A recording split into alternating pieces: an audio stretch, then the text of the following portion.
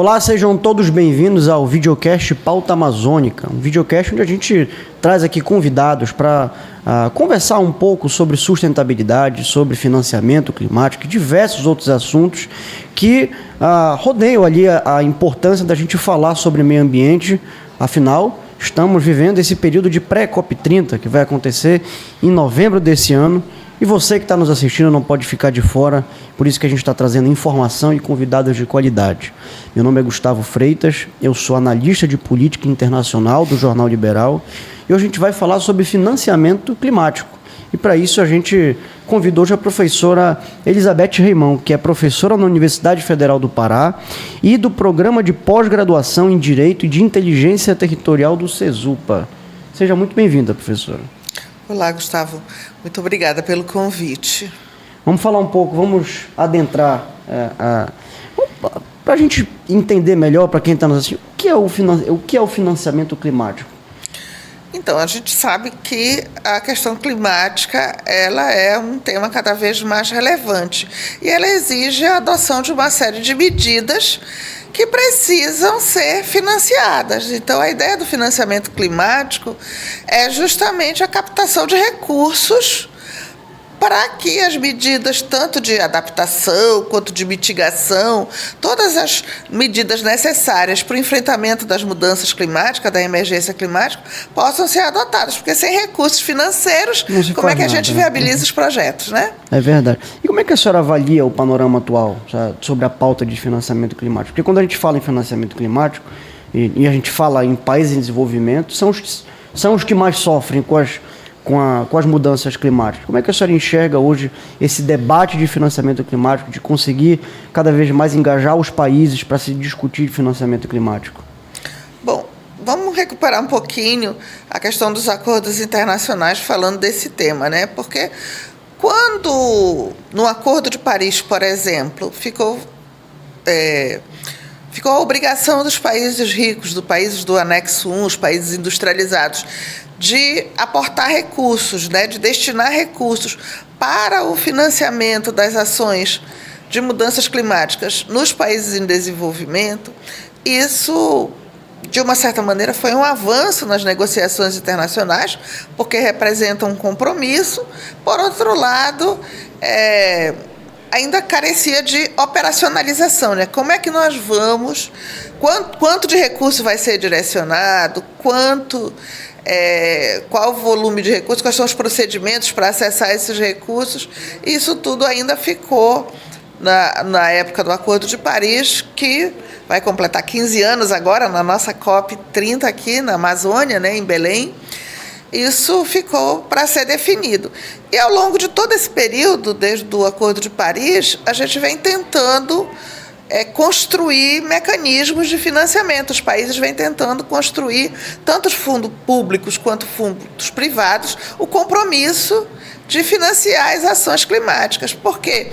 Por exemplo, para você fazer uma transição para uma economia verde, para você mudar a matriz energética de um país, para você adotar medidas para a redução dos gases de efeito estufa, você precisa de providências concretas. Existem projetos que precisam ser financiados e que os governos precisam se comprometer, principalmente os países que tiveram o seu modelo de crescimento, seu modelo de desenvolvimento pautados na emissão de CO2, né, ou de outros gases de efeito estufa. Esses países precisam permitir também o desenvolvimento dos outros países, só que a partir de uma nova matriz, a partir de uma nova lógica que tenha uma relação mais harmoniosa com a natureza. Então, isso ainda está sendo construído. A questão do financiamento ainda é uma coisa que se esperava ter sido definida na COP29 em Baku,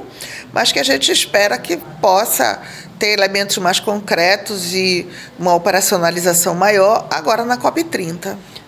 Exatamente.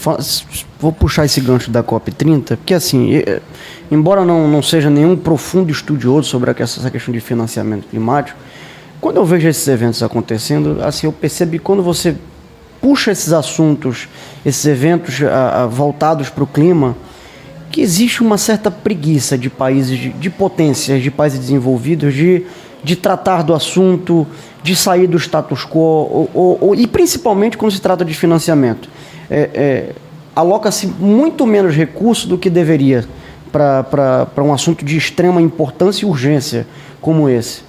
Será que nesse momento de COP30, que vai ser uma coisa simbólica, se for de você discutir isso aqui na Amazônia, pode ser uma virada de mesa, uma oportunidade de conseguir de fato trazer esse assunto, botar esse assunto na mesa com a seriedade e com o investimento que eles precisam?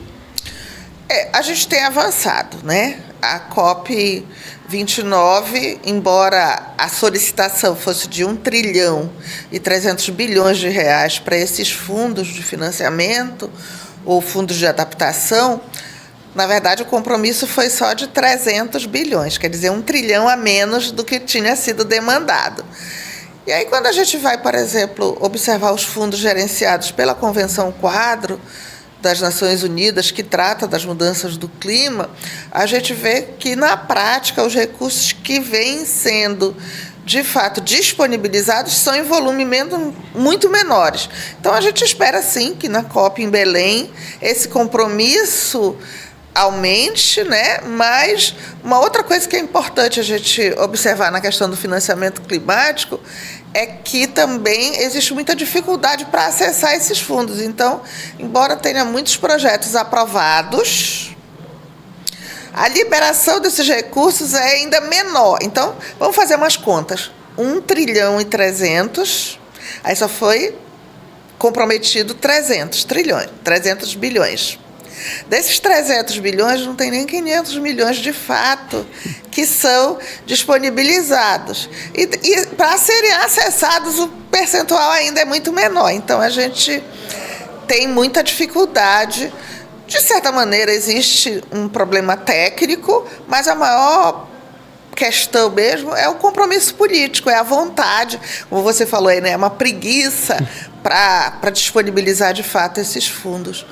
Então, a gente espera que...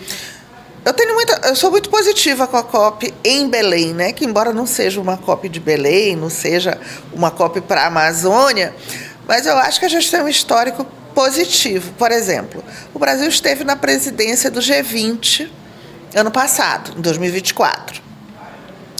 Isso dá um know-how para a nossa diplomacia, e isso cria um certo ambiente muito positivo, porque algumas alianças importantes foram consolidadas. Então, quando você chega na COP30 em Belém, né, já com algumas propostas mais bem estruturadas, né, já com essa experiência de presidência do G20 que o Brasil teve, então eu sou...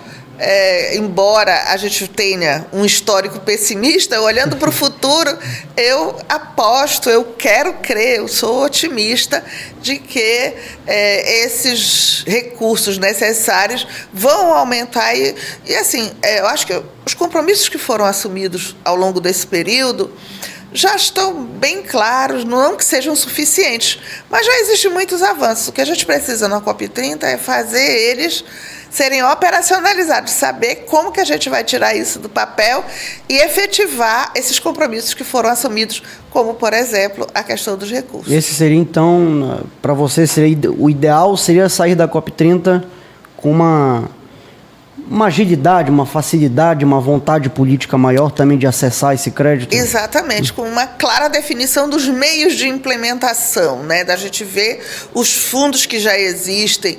E a própria, internamente, né, a gente tem um Fundo Nacional sobre o Clima que está sendo estruturado com um percentual de recursos destinados para a Amazônia legal. Então, eu acho que a COP30 pode ser um momento de que a gente vai conseguir definir, deixar claro os meios de implementação. Pelo menos é o que eu espero. Se vai ser... Você estava falando da diplomacia brasileira, falou do G20, a gente vai ter a COP. Vamos ter também a cúpula dos BRICS, que vai ter em novembro. Acho que não sei se estou lembrado se é outubro ou se é acho que é julho. Em julho teremos... Então, é mais um evento que você tem aí países de outras pontas, vamos dizer assim, vindo para cá. Então, é de fato um momento aí de liderança diplomática do Brasil em várias frentes. E ainda, quando a gente entra na COP30, Você enxerga a possibilidade do Brasil liderar essa discussão sobre financiamento climático? Eu gostaria, porque eu acredito na diplomacia brasileira. Eu acho que essa experiência que a gente tem, se a gente olhar para trás, por exemplo, para Rio 92, que foi também uma conferência importante sobre o clima das Nações Unidas, o Brasil liderou também aquele momento ali de início, né, desses compromissos. Então, eu sou positiva, acho que tem muita coisa a ser feita, né? Acho que o cenário internacional é complicadíssimo, com um cenário de guerras, de tensões, mas eu acho que também a gente tem alianças fortes, e mesmo que talvez, sei lá, o governo americano, o governo federal dos Estados Unidos não esteja presente, não esteja representado, os governos subnacionais têm um compromisso, porque a gente sabe da importância da questão climática para, por exemplo, as seguradoras americanas, que foram muito afetadas com os incêndios na Califórnia. Então, a gente tem questões sérias para serem discutidas, inclusive sobre instituições do sistema financeiro global, que precisam estar alinhadas, e acho que a COP30 pode ser um momento para esse alinhamento. Eu também, você tocou num assunto que eu acho que é muito importante, o timing político das coisas, que essa COP ela vai acontecer no momento em que você tem muitas pontas soltas e que os países, que as grandes potências consideram mais relevante de se tratar do que assuntos climáticos. Então eu acho que vai ser até um desafio para o Brasil não deixar que a COP30 seja esvaziada por questões de timing político mesmo. E aí você estava falando sobre modelos de financiamento. Existem modelos de financiamentos que enxerga-se como ideais para países em desenvolvimento adotarem nessa pauta de financiamento climático? Eu acho que uma coisa que é muito importante nessa questão do financiamento climático, falando do modelo, é a gente ter a transparência no uso desses recursos, porque muitos recursos são destinados, por exemplo, para as cidades fazerem adaptações. A gente está vendo a nossa cidade de Belém com uma série de obras, uma série de adaptações para o enfrentamento das questões climáticas, como as enchentes e outros problemas que a gente sabe que os nossos bairros de centro e de periferia enfrentam.